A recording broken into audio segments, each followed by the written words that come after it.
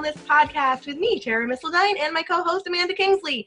Today, as always, we are going to team up to take you on a journey where freedom is cultivated through personal development, where women connect to fuel their futures, and where wealth is created as a byproduct of being well. Hi, Amanda. Hello, hello, hello. So, as a measure of being fully transparent with everyone that might or might not listen to this episode, it is titled, Let's Talk Periods. Yay! So we're not necessarily going to dive into all the nitty gritty. You all know how it works, but I think what we're going to try to do is talk more from the personal development and entrepreneurial life, mom life perspective of what do we do when we get our periods? Because, it happens to the best of us. So before we do that, we'd like to share with you our gratitudes for today. Amanda, do you want to start?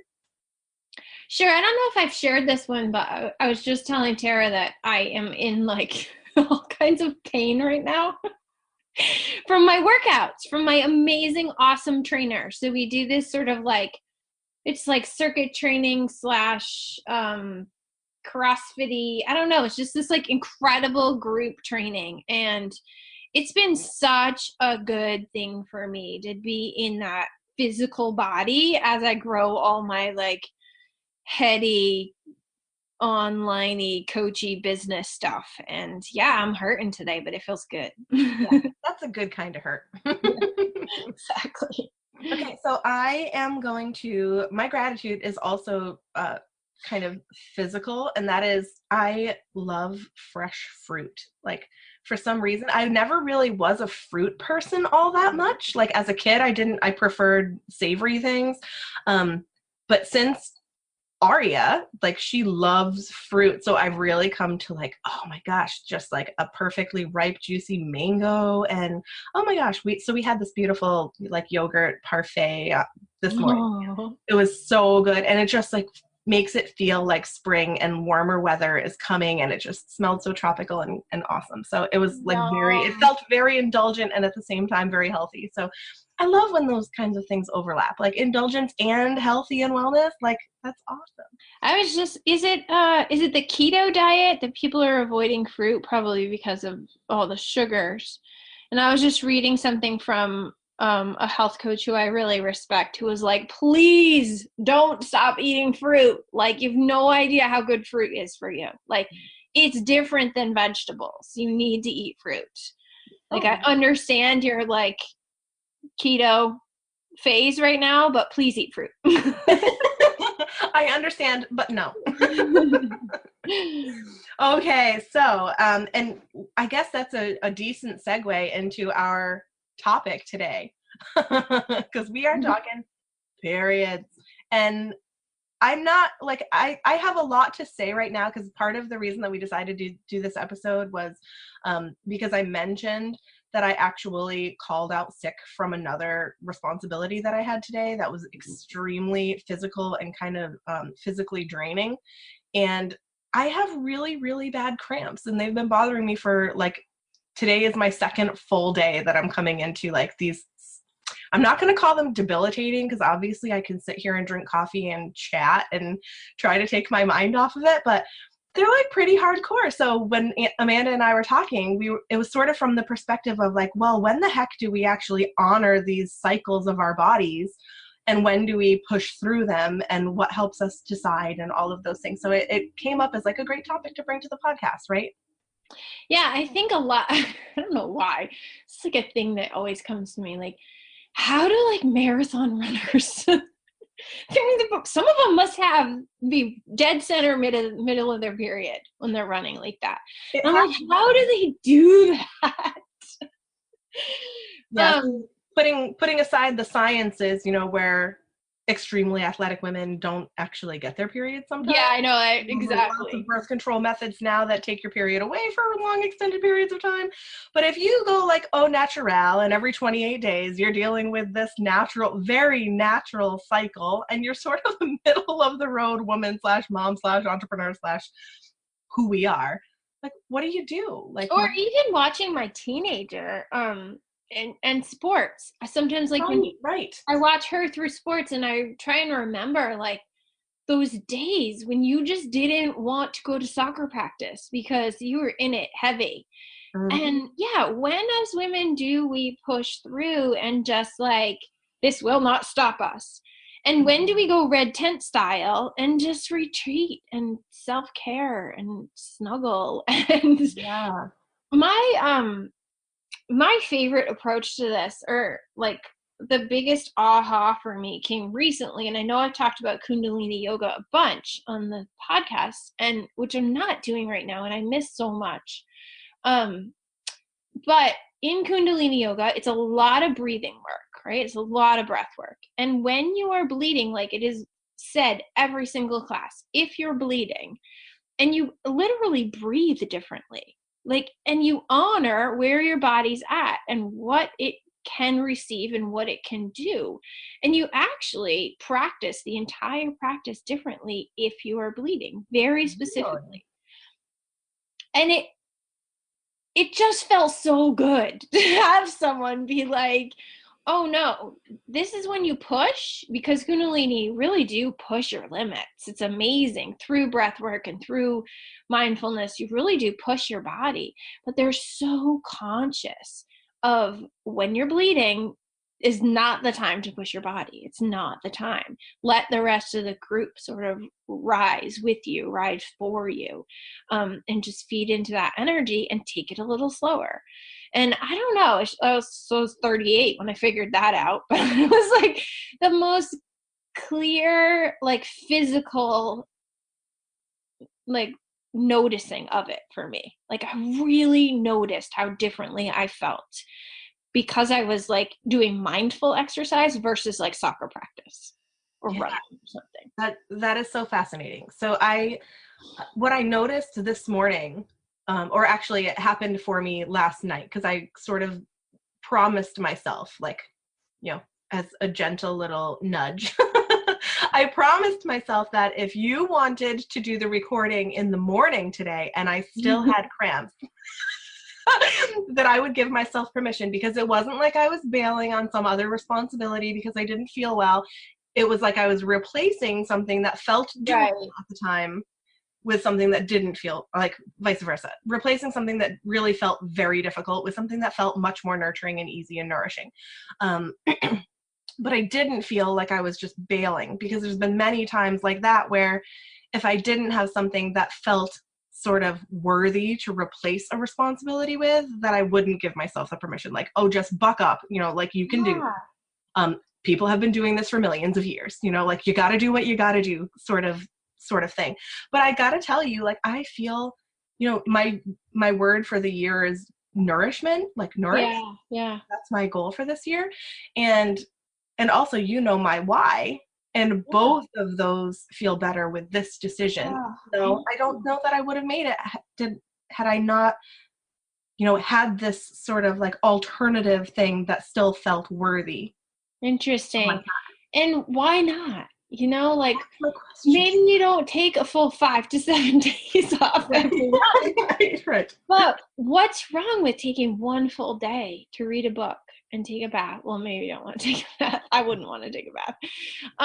But to read a book, or maybe you do, and just take care of yourself. Like, why do you have to replace it with something else meaningful? Because we're in such a go society, like you must be producing. So it's either gentle producing or it's like hardcore producing.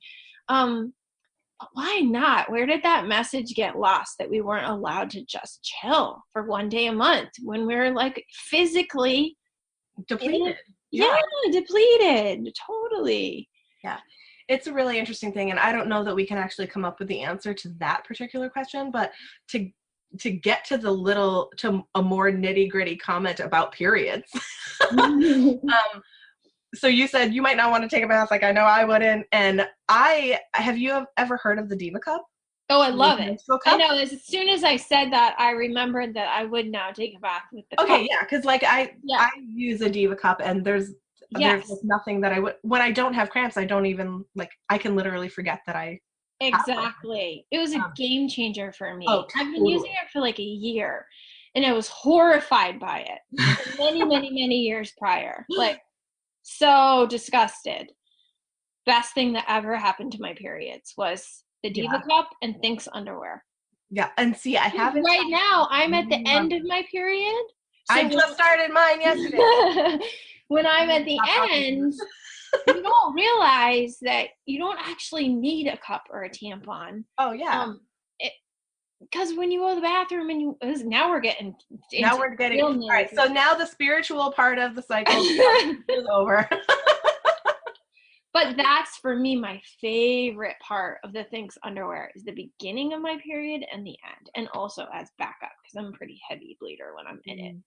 But yeah, Diva Cup and Thinx underwear, total game changers. Yeah. I've been using a cup for actually almost 10 years. And it did not disgust me at all. And I think it was because I hated the other options so much. Like, right. Can't use tampons because they're horribly uncomfortable, and like just pads are. I found that so much grosser. And from like a sustainability perspective, like I originally learned about it from the idea of not wanting to put like toxic things in or around my body, and also not wanting to have so much like unnecessary waste, which is why I also love the idea of like the Thinx underwear, like the period underwear, because I mean, people nowadays, it's actually very trendy to like make your own panty liners and stuff like that because it's so much more sustainable. But so I had those first. Like, I did use the what is it, mama cloth, or like, I don't know, I used those first before the Thinx underwear came around. And it did feel better. It felt better on my body, and it felt better to not be throwing all that junk away. So yeah, there's some really good options out there. I wonder now in health, I'm going to ask my daughter. I wonder now in health classes, like when they talk about this stuff in school, do they give those options even? Because it is much more hip and trendy and normal now. Oh yeah, totally. Like there are people that I found out now that are using a cup that I never would have expected. Yeah. I was like, I'm so impressed. Not like it's some kind of massive enlightenment or anything, but just from the perspective of how much it has improved my period experience every month, and to have people that are like, oh my God, that's so disgusting. And like, to me, they don't know what they're missing, I know. Like a judgment thing. Can we go to a whole new level? Because this is what I do. Now that we've crossed the line, it's over. So all right, let's do a 3-second pause for anyone who wants to anyone who's still with us is probably in it too. Like, is probably eager, but or at least curious. So another thing I noticed using the cup is that when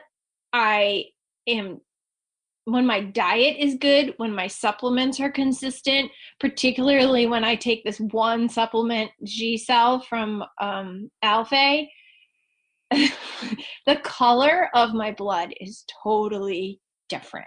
Like, it either looks bright and healthy and vibrant. You don't notice that stuff when you're using disposable products, but with the cup, like you almost can't not notice. There's no getting around the reality of blood when you use it. But it was so interesting to me to notice how much just the color of my blood was affected by the way I treat my body, like nutritiously. So to let everybody know, G-Cell is actually a medicinal mushroom spore supplement. And can you tell us a little bit about that? Because it is really cool. And I have taken it many, many times as well.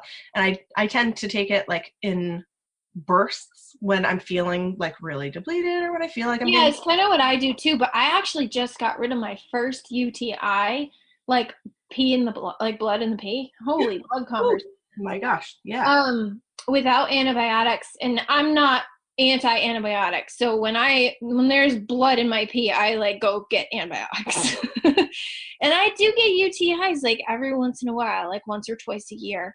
And I used G-Cell this time, and it went away like within a less than 24-hour period. And I was like, oh my gosh, I took 3 of them.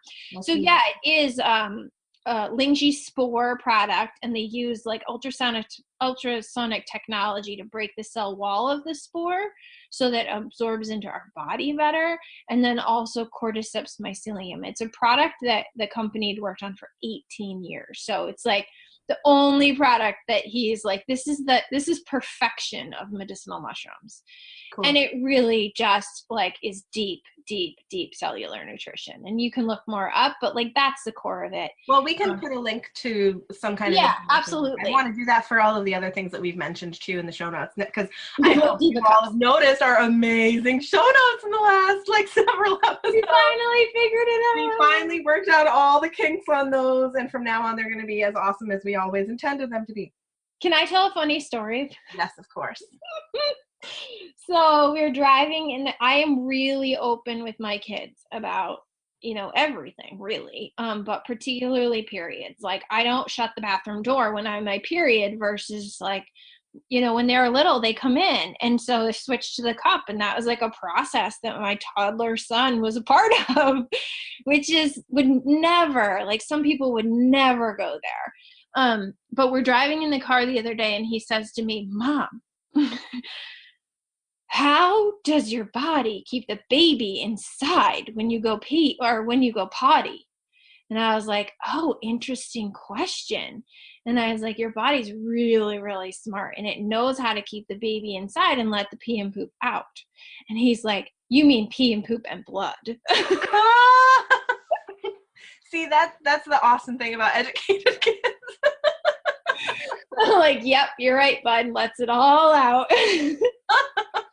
But I just think, and how, this may be a thing that traumatizes him. Someday he's going to be like, oh my God, my mom totally talked to me about periods. But I'd rather that trauma than the trauma of like having no connection to what half the population goes through every month. And it's just normal and natural to me. And so it is now to him. And I just, I know a lot of, I'm happy to give you a connection there, because I'm also like, I don't make a point of sharing that experience with her. But she's aware, and we've actually talked about periods, and we've had these conversations, and I don't know, I seem to feel like there's not actually trauma involved in this right now for her. Like we're just presenting it at a time in their life when everything is like being learned about. And I think it's much more traumatic when you've been kept in the dark for 14 years and all of a sudden you realize like that you were totally clueless of what girls are going through, Yeah. Or for my girl, like I have no idea. I didn't start my period till I was 18 years old, and that's probably not going to happen for her. So who knows? I want her to be prepared and feel it's like kind of bringing it back to one of those empowerment conversations. And I think it's awesome that your son is going to know, because it also means that there's not going to be any like weird shock or dismay or anything like that. And his dad's super open too. Like Stuart knows when I'm going to get my period before I do. Like David's very open about it too. And, he's not weirded out by any part of the conversation or any of the happenings or. Yeah, exactly. I think it's good. What a fun conversation. I mean, I wish more of us were talking about this stuff. And I actually do. Let me say one more thing, because our timer is going to go off. But one thing I do love having a teenage daughter is that they talk so much more openly about this than we ever did. Like as soon as they get their periods, they all get period apps on their phones, and like which is weird. Like, what is the period app? Is it just tracking when your period is happening? Yeah, it tracks it and sort of gives you like updates on what your body's going through at certain times of the month. Oh, awesome. Yeah, it is. And I just think that's really cool. Like we definitely were not talking about periods in middle school with each other. Nope. I mean, maybe like I have mine, but that was the extent of the conversation. It wasn't like, it was really different awareness. So, and that's not, my daughter's not like all woo and spiritual like me. Like she would never go in like a women's circle or moon circle or red tent. That's what I was just gonna say, like woo like you, except you're like middle of the road woo.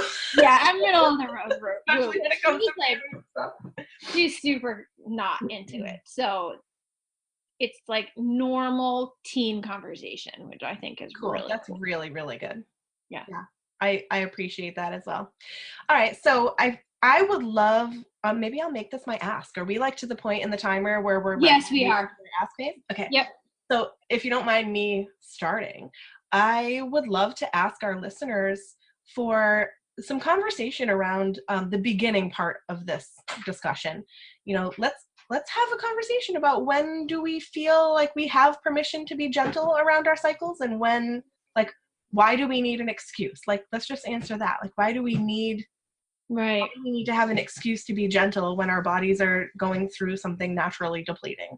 Yep.